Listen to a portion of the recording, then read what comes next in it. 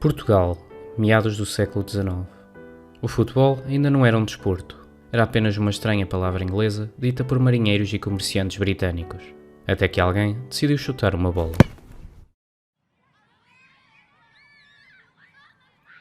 Num recanto da Ilha da Madeira, na freguesia serrana da Camacha, um momento aparentemente trivial viria a marcar a história do desporto em Portugal. No verão de 1875, Henry Hilton, jovem inglês filho de comerciantes, desembarca com uma novidade: uma bola de couro vinda diretamente da Inglaterra. Ali, no Largo da Achada, entre risos e curiosidade, joga-se o que muitos consideram o primeiro jogo de futebol em solo português. Sem balizas, sem árbitro e sem regras fixas, mas com uma ideia nova que já começava a rolar: o futebol.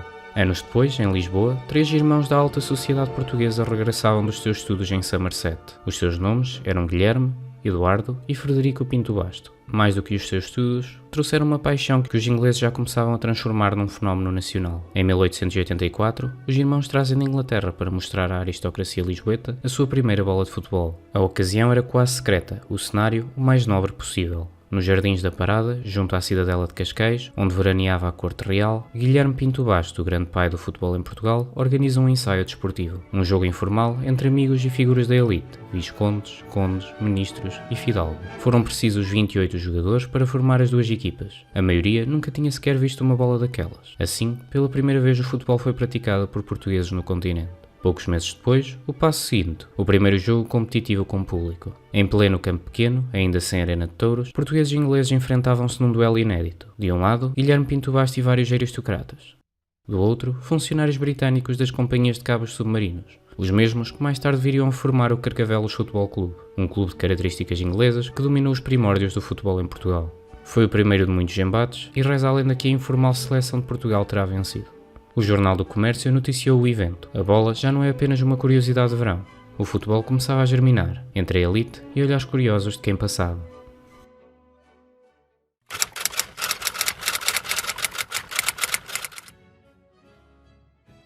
Foi António Nicolau de Almeida, empresário do vinho do Porto e fundador do original Futebol Clube do Porto, que em 1894 lançou o convite, um duelo futebolístico entre os melhores de Lisboa e os melhores do Porto, para decidirem em qual cidade então se praticava o melhor futebol do país. Guilherme Pinto Basto, já uma figura influente em Lisboa e o grande promotor do futebol, aceitou o desafio e conseguiu que o rei Dom Carlos patrocinasse o encontro, sendo oferecida como troféu uma taça de prata maciça, gravada com a frase Football Championship das cidades de Portugal. A 2 de março, a equipa lisboeta formada por jogadores do Lisbonense, Carcavelos e outros clubes da época, embarcaram num comboio rumo ao Porto, numa viagem de cerca de 14 horas. O jogo decorreu no Campo Alegre, pertencente ao Porto Cricket Club. Na plateia estavam o rei Dom Carlos I, a rainha Dona Amélia e os príncipes. A presença da corte emprestava brilho e estatuto ao evento. A partida começou pouco depois das 15 horas, com um ligeiro atraso. A rainha já só chegou perto do final da primeira parte, e encantada com o novo jogo, exigiu que se continuasse para além do tempo estabelecido. No relevado, a seleção de Lisboa venceu por 1-0,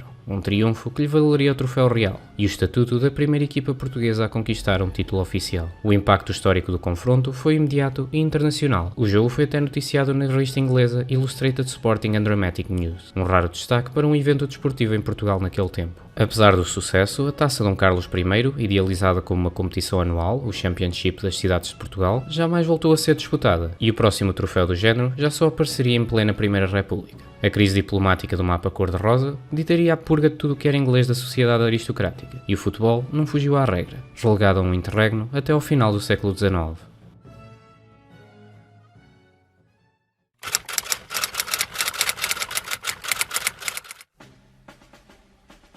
O prestigiado clube lisbonense, espinha dorsal da seleção que havia ganho a Taça Dom Carlos I, tal como muitos sonhos pioneiros, falhou em perpetuar-se. Mas entre os que acreditavam que no futebol ainda ardia uma determinação maior, os irmãos Pinto Basto, unidos a outros entusiastas, tinham uma missão: transformar o impulso original num projeto definitivo. Nos primeiros dias de dezembro de 1902, reunidos na sala do Clube Naval Madeirense, esse grupo definiu um novo destino para o futebol em Portugal: criar um clube mais forte, com estrutura, ambição e espírito de união. A diversidade da origem dos seus membros, tanto portugueses como ingleses, inspirou o nome escolhido, Clube Internacional de Futebol. ou CIF como viria a ser conhecido. Esse momento marcou o nascimento do novo clube, que seria um dos grandes alicerces para as origens do futebol português. Após a fundação, o CIF iniciou vários desafios particulares contra clubes de matriz inglesa como o Carcavelos Clube ou o Lisbon Cricket Club, além de lutas com o emergente Sport Lisboa. Em 1906 participou no primeiro campeonato formal de Lisboa e mais tarde iria ajudar a fundar a Associação de Futebol. O desejo de se afirmar foi além das fronteiras, quando em janeiro de 1907 o CIF tornou-se o primeiro clube português a competir no estrangeiro, derrotando o Madrid FC, antecessor do Real Madrid,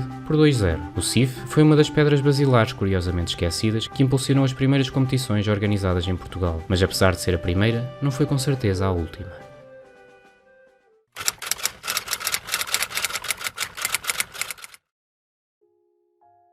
Na farmácia Franco, em Belém, 24 homens reuniram-se após um treino matinal nas terras do Desembargador, um campo improvisado junto ao Rio Tejo.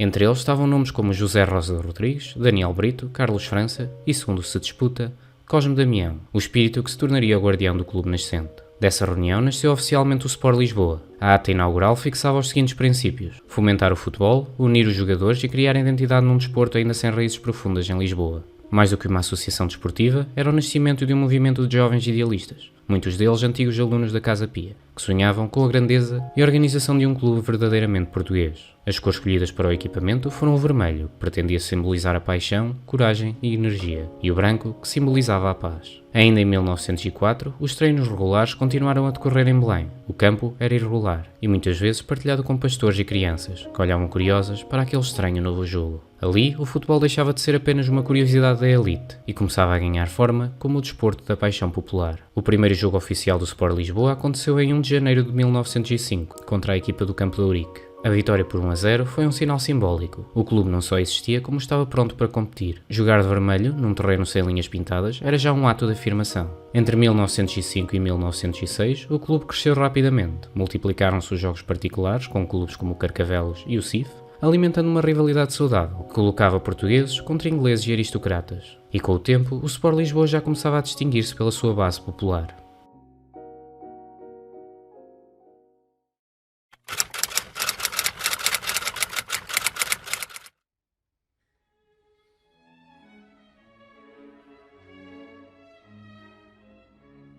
Em setembro de 1893, o anteriormente mencionado António Nicolau de Almeida, jovem comerciante do vinho do Porto, inspirado pelas suas viagens, fundou o Futebol Clube do Porto, um grupo de amigos decididos a trazer o futebol ao norte de Portugal.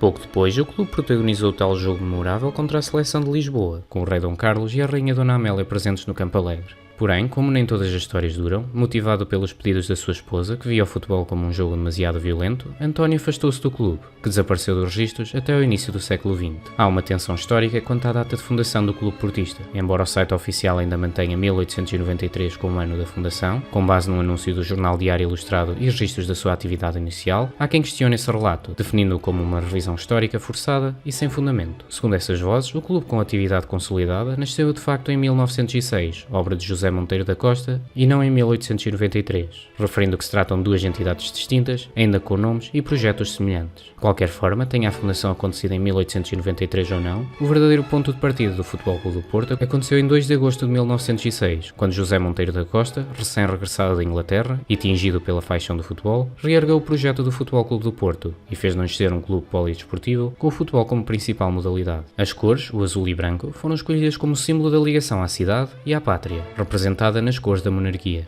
Instalou-se então o primeiro campo oficial, o Campo da Rua da Rainha, e desenhou-se o primeiro emblema com as iniciais FCP, sobre uma bola azul de traços brancos.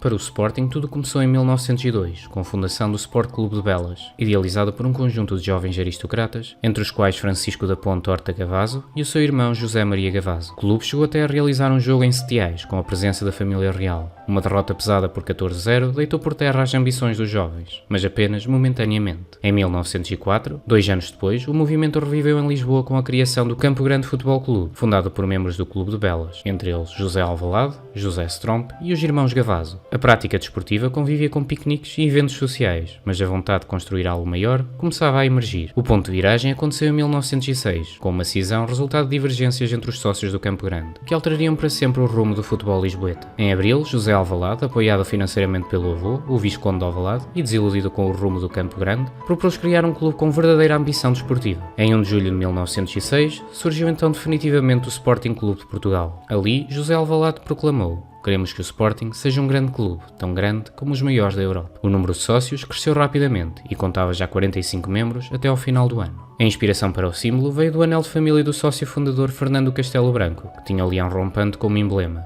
A pedido do mesmo, o azul, também característico da sua família, não foi usado, acordando-se então no verde, pelo qual o clube ficaria conhecido. As instalações do Sporting eram sem qualquer dúvida as melhores do país, inauguradas no sítio das Mouras e tendo custado cerca de 550 mil reis, e cortesia em grande parte da generosidade da família Alvalade. O Sporting nasceu um dia em berço de ouro, e pronto desde cedo para competir ao mais alto nível.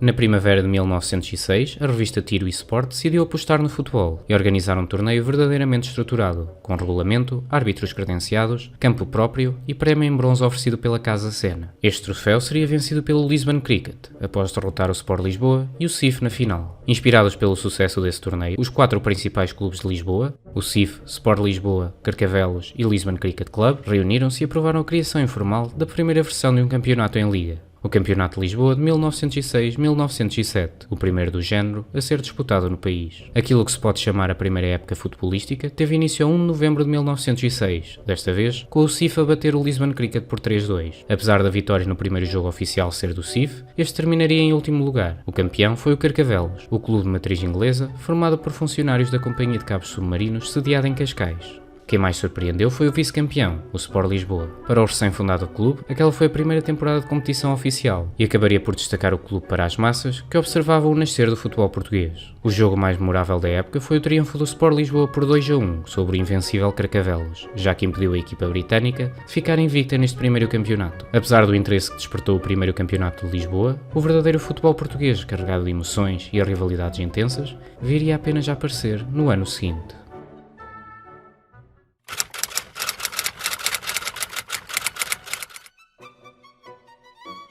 A 7 de novembro de 1907, realizou-se a primeira reunião oficial entre os delegados dos clubes inscritos para o Campeonato de Lisboa de 1907-1908. Este iria incluir os 4 participantes do ano anterior, Carcavelos, CIF, Lisbon Cricket e Sport Lisboa, com mais 2 estreantes, o Cruz Negra e o Sporting Clube de Portugal. Pouco tempo depois, a revista Tiro e Sport publicou novamente o regulamento oficial da competição: tempo de jogo 90 minutos mais 5 de intervalo, uniforme obrigatório, sistema de pontuação com 2 pontos por vitória e 1 ponto por empate, e a proibição de jogadores representarem mais do que um clube. Um mês depois, o primeiro embate entre Sporting Clube de Portugal e Sport Lisboa aconteceu no campo da Quinta Nova, em Carcavelos, palco do primeiro derby oficial entre Leões e Águias. Este confronto teve contornos dramáticos. No início da época, 8 jogadores do Sport Lisboa tinham trocado de cores para o Sporting, em busca de melhores condições, campo próprio, equipamentos novos, chuveiros quentes e prémios de jogo mais atrativos. Foi nesse mesmo jogo que emergiu o primeiro golpe simbólico da rivalidade. Alguns destes jogadores tinham estado em reuniões da formação do Sport Lisboa e até ocupado cargos na estrutura do clube, como é o exemplo célebre dos irmãos Catatal, José e Cândido Rosa Rodrigues. O resultado do primeiro derby foi uma vitória do Sporting por 2-1, com um golo inaugural marcado pelo desertor Cândido Rodrigues. O golo do empate de Eduardo Corga ainda trouxe esperança ao Sport Lisboa, mas a vitória leonina foi selada de forma improvável com um autogolo de Cosme Damião, que se teria tornado a figura central do Sport Lisboa após o êxodo geral de 1907.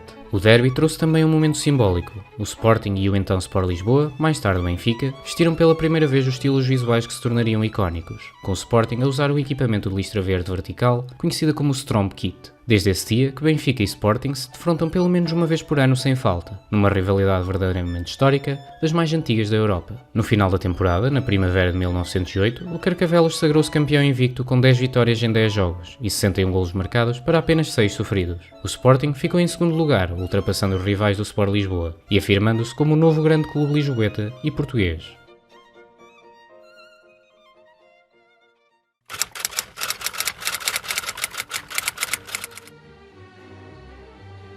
Mais um ano e o Carcavelos, ainda formado por britânicos residentes em Portugal e trabalhadores no cabo submarino, consolidou o seu domínio no futebol lisboeta. Após conquistar os campeonatos de 1906-1907 e 1907-1908, ergueu o troféu pela terceira vez consecutiva em 1908-1909, conquistando o tricampeonato, mais uma vez invicto. Já o Sport Lisboa, para fazer face à falta de capacidade financeira, instalações e atrair novos talentos, realizou uma fusão importantíssima para a história do clube em 1908, com o então chamado Grupo Sport Benfica, que era conhecido pela prática de modalidades como ciclismo e atletismo, e já dispunha do seu campo próprio. Com esta junção, o clube ficaria daí em diante conhecido pelo nome que hoje lhe damos, o Sport Lisboa e Benfica. A manobra teve resultado e o então Benfica voltou às vitórias. O Sporting desta vez ficou abaixo do esperado, não encontrando um equilíbrio estável de 11 jogadores constantes ao longo da temporada e abandonando a competição a meio ao citar injustiças na arbitragem. Estas vieram no segundo jogo contra os rivais do Sport Lisboa, que ficou marcado por um penalti muito contestado, permitindo aos rivais encarnados reconquistar o segundo lugar, que na altura parecia o máximo que uma equipa de jogadores portugueses conseguiria atingir.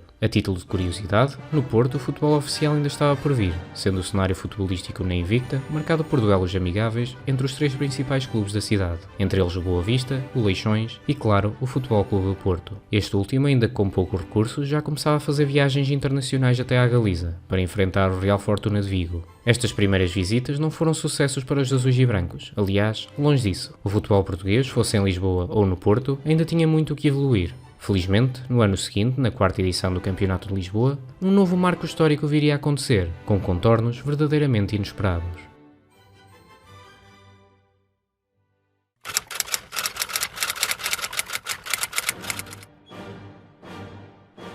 Na temporada de 1909-1910, o Sport Lisboa e Benfica venceu o Campeonato de Lisboa, conquistando o seu primeiro título regional e tornando-se o primeiro campeão de matriz portuguesa reconhecido publicamente. Afinal, o Carcavelos, que havia dominado até então, foi relegado para o segundo lugar, um verdadeiro choque para a altura. O destaque em campo foi Artur José Pereira, um dos grandes nomes dos primórdios dos revelados portugueses, a par com Francisco Stromp e Cosme Damião. O seu dom para o jogo ficaria gravado em relatos nos jornais desportivos da época. Cândido de Oliveira, que foi treinador até meados do século XX, viria a dizer que ele era o melhor jogador português que já tinha visto. Apesar da vertente patriótica deste triunfo, o mesmo consumou-se num contexto de crescimento abrupto e, em simultâneo, de desordem generalizada. A acompanhar a instabilidade que já seria natural para os anos de convulsão do final da monarquia portuguesa, o campeonato deste ano ficou marcado por tristes cenas de violência dentro e fora de campo, com invasões, tumultos, confrontos entre jogadores, agressões a árbitros e desistências de clubes durante a temporada, que aos poucos foram incapazes de lidar com o caos organizativo. Tudo isto culminou na demissão da própria direção da Liga Portuguesa de Futebol, presidida por Januário Barreto, que até então havia organizado os campeonatos de Lisboa antes de terminar a sua atividade abruptamente este ano.